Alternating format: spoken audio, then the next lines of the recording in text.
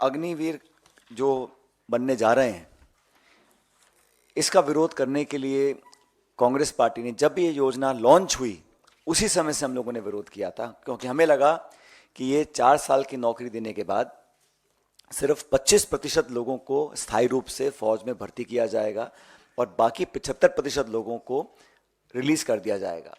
अभी कहा जा रहा था कि 10% की पैरामिलिट्री जो है आर्म्ड फोर्सेस सीएपीएफ हैं उसमें उनके लिए आरक्षण दिया गया है, लेकिन जो एक्स सर्विसेजमैन के लिए जो ऑलरेडी रिजर्वेशन है उसमें सिर्फ 2.49% सरकारी पद भरे गए हैं। जो पूर्व सैनिकों के लिए पद आरक्षित हैं अब तक, उसमें सिर्फ 2.49% पद भरे गए हैं। फिर कहा गया कि अलग अलग स्टेट गवर्नमेंट्स अनाउंस करेंगी कि जो 75% अग्निवीरों को हम छोड़ देंगे वो कहाँ अब्जॉर्ब होंगे। एक आध राज्य ने किया है, बाकी राज्यों ने किया नहीं। बेसिकली जो लोग 4 साल की नौकरी के बाद एक कम उम्र में रिटायर हो जाएंगे, उनके भविष्य का कुछ पता नहीं, उनको पेंशन भी नहीं मिलेगी, उनको ग्रेच्युटी जो 11 लाख रुपए की दी जा रही है उसका भी जो आधा पैसा है उनकी तनख्वाह से कट रहा है। तो कहीं ना कहीं ये कॉस्ट कटिंग के चक्कर में हम लोग अपनी सेना की भर्ती की जो प्रक्रिया है उससे खिलवाड़ कर रहे हैं। सबसे महत्वपूर्ण बात यह है जिसके बारे में आपको दीपेंद्र जी बताएंगे, जो राज्य ऐसे हैं जहां सबसे ज़्यादा भर्तियां होती हैं, जहां लोग बहुत चाव से, शौक से और एक मातृभूमि की रक्षा करने की भावना से सालों तक प्रशिक्षण करते हैं, तैयारियां करते हैं और एक गांव में माहौल होता है कि हम फौज की भर्ती की तैयारी कर रहे हैं। ऐसे लगभग 2.25 लाख लोग हैं जिनको आपने भर्ती दी लेकिन ज्वाइन नहीं कराया। उन्होंने बहुत लंबे समय से वो धरना देने अपनी मांग को रख रहे हैं। हम लोग कहना चाहते हैं कि अगर ये भारत सरकार G20 पे 4,100 करोड़ रुपए खर्च कर सकती है, प्रधानमंत्री के हवाई जहाज के लिए 8,400 करोड़ खर्च कर सकती है, सेंट्रल विस्तार प्रोजेक्ट के लिए 20,000 करोड़ खर्च कर सकती है और इस वर्ष सरकारी इश्तिहारों के लिए 6,500 करोड़ खर्च कर सकते हैं, तो मैं मानता हूं कि हम लोग सिर्फ पैसा बचाने के लिए अपनी भर्ती की पूरी प्रक्रिया से खिलवाड़ करें।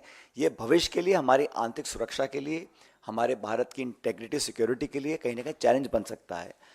तो मुझे लगता है कि ये सरकार ने बहुत जल्दबाजी में किया है, हम लोग इसका विरोध करते हैं। और अभी जो राष्ट्रीय अध्यक्ष खड़गे जी हैं, मल्लिकार्जुन खड़गे साहब, उन्होंने राष्ट्रपति जी को चिट्ठी लिखी है जिसके बारे में आपको अभी बताया जाएगा। लेकिन हमें मानते हैं कि जो भर्ती की प्रक्रिया है उसको बहुत गैर जिम्मेदाराना तरीके से इस सरकार ने डील किया है और खुद जो सेना के अध्यक्ष रह चुके हैं, बड़े बड़े पदों पर रह चुके हैं, उन कई लोगों ने इस पर अपनी आपत्ति जाहिर करी है। तो कांग्रेस पार्टी उन नौजवानों के साथ है जो भविष्य में सेना के अंदर अपना भविष्य देखते हैं, उन सब लोगों के साथ हैं जो हमारी वर्दी पहनकर सरहदों पर खड़े होकर देश की रक्षा करते हैं। लेकिन भारत सरकार को इस प्रकार की स्कीम नहीं लानी चाहिए थी, हम इसके विरोध में हैं। और सबसे पहले हमारी मांग ये रहेगी कि जिन लगभग 2.25 लाख लोग ऐसे हैं जिन्होंने सारी परीक्षाएं पास करी थी, उनको सरकार ने अभी तक ज्वाइन नहीं कराया है।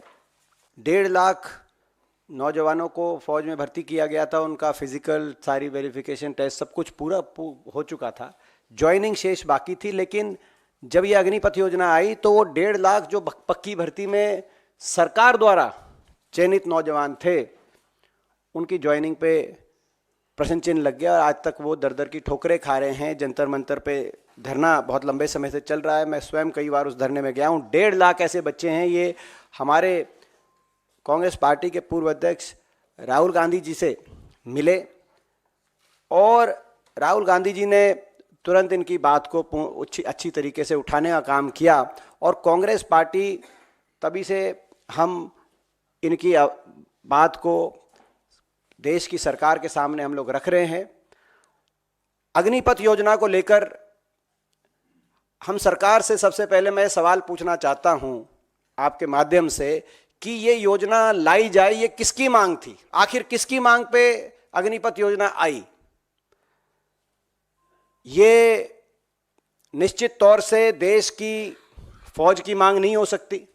सरकार में कौन सी पार्टी रहती है उसके से ऊपर ये फौज थी। ये राजनीतिक बातों से ऊपर हमारी देश की फौज हमेशा रही है और देश को हमेशा अपनी फौज पे गौरव रहा है। और देश तो फौज में बदलाव की जरूरत क्यों आई, मैं सरकार से पूछना चाहता हूं।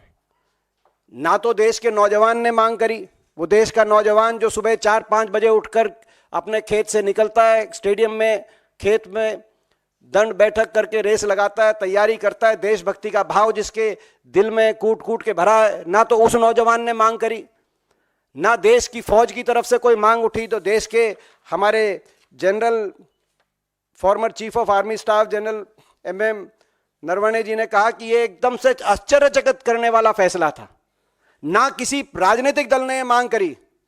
मैं सवाल पूछना चाहता हूं, ना घोषणा पत्र में था किसी राजनीतिक दल के, ना इतने वर्षों में मांग आई कि देश की फौज की चयन प्रक्रिया बदली जाए। जिस फौज पे हमें गर्व था, जिस फौज ने बार बार दुश्मन को का शीश झुकाने का काम किया था, हमेशा हमारे झंडे तिरंगे को ऊंचा रखने का काम किया था, उसकी भर्ती प्रक्रिया बदली जाए। हम सरकार से पूछना चाहते हैं, ये ऐसा फैसला आपने क्यों लिया?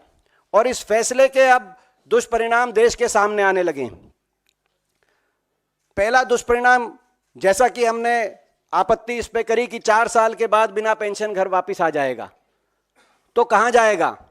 जिस पर कैलाश विजयवर्गीय जी का बयान आया कि ऐसे नौजवानों को भाजपा कार्यालय के द्वार पे चौकीदार की हम नौकरी देंगे। 2014 का अपना चुनाव प्रचार का अभियान शुरू किया था और कहा था 1 रैंक 1 पेंशन हम देंगे, नो रैंक नो पेंशन, बिना पेंशन के वापस आ गया। लेकिन उसके साथ साथ दुष्परिणाम, अभी शहीद में फर्क नहीं किया जाता, दुश्मन की गोली में फर्क नहीं किया जाता, और जो जवान अपनी छाती अड़ाए दुश्मन की गोली के आगे, उसकी छाती में फर्क नहीं हो सकता। लेकिन इनने कर दिया।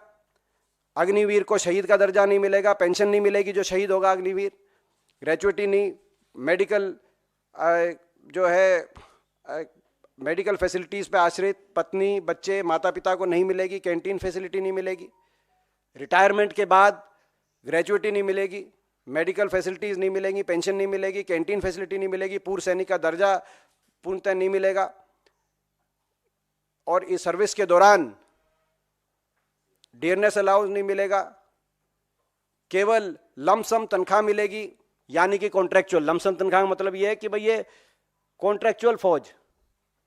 कॉन्ट्रैक्चुअल फौज की मांग कहां से आई, हमारा मानना है।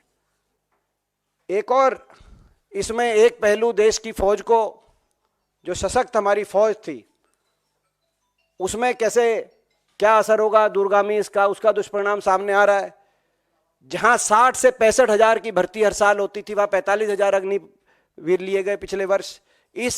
अगर भर्ती की रफ्तार को इसी रेट से आगे बढ़ाया जाएगा तो 14 लाख की हमारी फौज घटकर 8 लाख की फौज हो जाएगी 10 वर्ष के अंदर।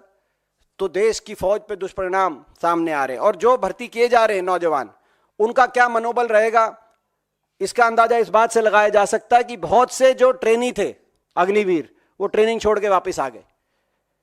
तो फौज का क्या मनोबल रहेगा, उसका दूरगामी प्रभाव देश की फौज पे, देश की सीमा सुरक्षा पे क्या असर पड़ेगा, इस बात को लेकर हमारे को चिंता है। और बहुत से ऐसे प्रदेश जैसे हरियाणा प्रदेश, हमारे प्रदेश में नौजवानों के दिलों में जज्बा, देशभक्ति का जज्बा, देश के लिए सर्वोच्च निछावर करने का जज्बा। अपने शहर कस्बे में जो नौजवान लगाता था कि देश के तिरंगे में लिपट के अगर मेरा शरीर कभी शहीद होकर अगर वापस आए तो वो मेरे लिए गौरव का विषय होगा।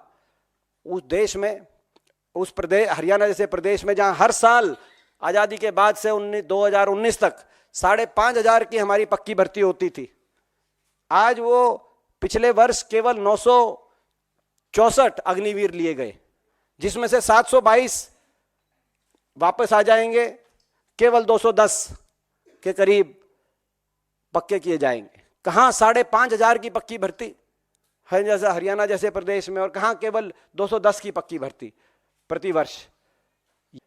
जो भेद किया जा रहा है अग्निवीरों में और जो पक्की भर्ती किए गए, उसके लिए कौन जिम्मेदार है? फौज की जो कमी आई उसके लिए कौन जिम्मेदार है? देश की रक्षा सुरक्षा के लिए ये जो बात हुई, इसके लिए कौन जिम्मेदार है?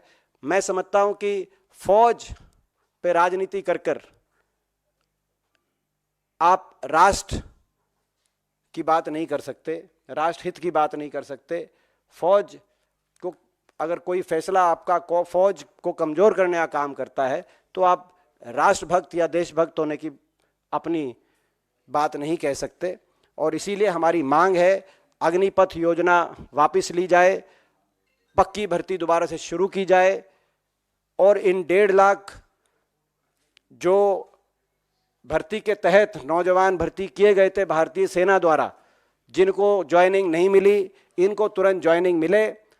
इन दोनों मांगों को लेकर कांग्रेस पार्टी संघर्षरत है। हमने राहुल गांधी जी के नेतृत्व में जय जवान अभियान कांग्रेस पार्टी ने उसका बिगुल फूंका है, जिसकी गूंज देश के कोने कोने में सुनाई दे रही है, आने वाले समय में और सुनाई देगी। और इस संघर्ष के रास्ते पे हम रहेंगे और यदि कांग्रेस पार्टी को अवसर मिलेगा देश में, तो हम ये पक्की भर्ती दोबारा शुरू कराएंगे, देश की फौज पे जो गौरव था उसको दोबारा बनाएंगे और इन 1.5 लाख नौजवानों को भी नियुक्ति फौज में दिलाएंगे।